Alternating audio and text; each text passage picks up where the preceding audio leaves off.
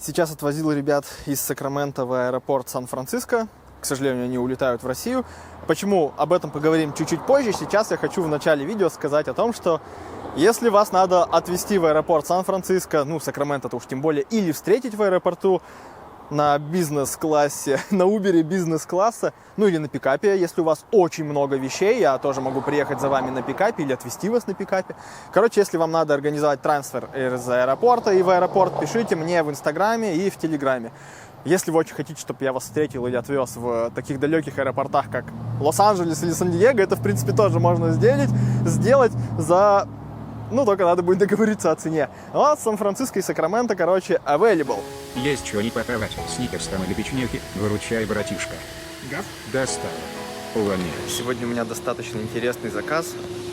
Отвезти из Сакрамента в аэропорт Сан-Франциско. Ребят, приехал на адрес, думаю, ошибся, что это такое. Оказывается, здесь они брали машину в аренду, сейчас приедут, отдадут ее, сядут ко мне и поедем. Мне, конечно, самому очень интересно, что произошло, почему решили уезжать. Насколько я понял, вкратце из разговора, покидают страну в целом. Что как будто бы что-то здесь не сложилось. И, конечно, очень интересно, что не сложилось или что не понравилось, почему уезжают и куда уезжают. Но об этом расскажу уже из Сан-Франциско. Коля из будущего расскажет это, когда мы доедем до Сан-Франциско. Я их высажу в аэропорту и расскажу, в общем, вкратце, что происходит. Потому что их снимать, показывать не буду. Скорее всего, не разрешат, как и почти все мигранты. Так что, короче, вкратце вот. А главное здесь новость в том, что я, похоже, открываю трансфер в аэропорты близлежащих городов. Трансфер от Калюни.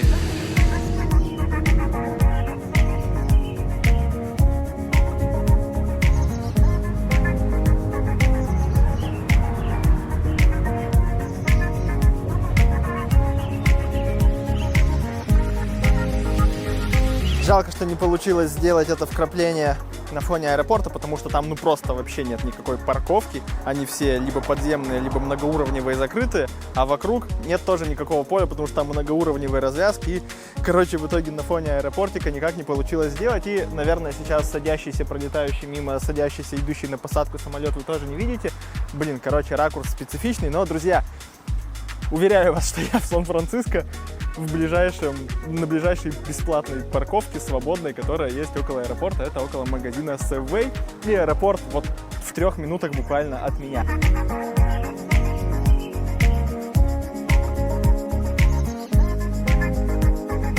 Ребят я высадил.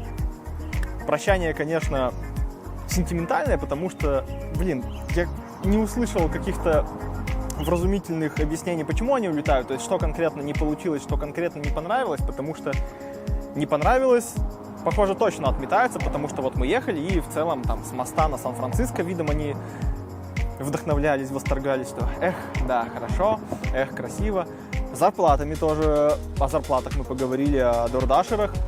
Молодой человек тоже дордашил, как и я, и мы сошлись во мнении, что да, деньги хорошие, отлично, вообще можно жить, ездить на хороших машинах. Кстати, да, это новая машина у нас, взятая в кредит, в официальный, но о ней чуть попозже. Главное, что я сейчас хочу сказать, это то, что Калюня поможет, теперь работает и в плане трансфера в аэропорт Сан-Франциско, Сакраменто, и из аэропорта также могу вас встретить.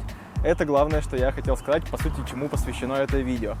Ну, в общем, с ребятами что-то вот так, как он сказал. Возможно, еще увидимся, просто сейчас не наше время. Надо вернуться на Урал по семейным обстоятельствам, короче. Ну, посмотрим, не знаю. Я очень рад этой поездке. Друзья, если вас надо встретить в аэропорту или отвезти, пишите мне в Инстаграме, в Телеграме. Погодка отличная, конец апреля. Спасибо, что смотрели этот короткий выпуск, даже это не влог, не знаю, как это назвать, просто странная штука, и чао!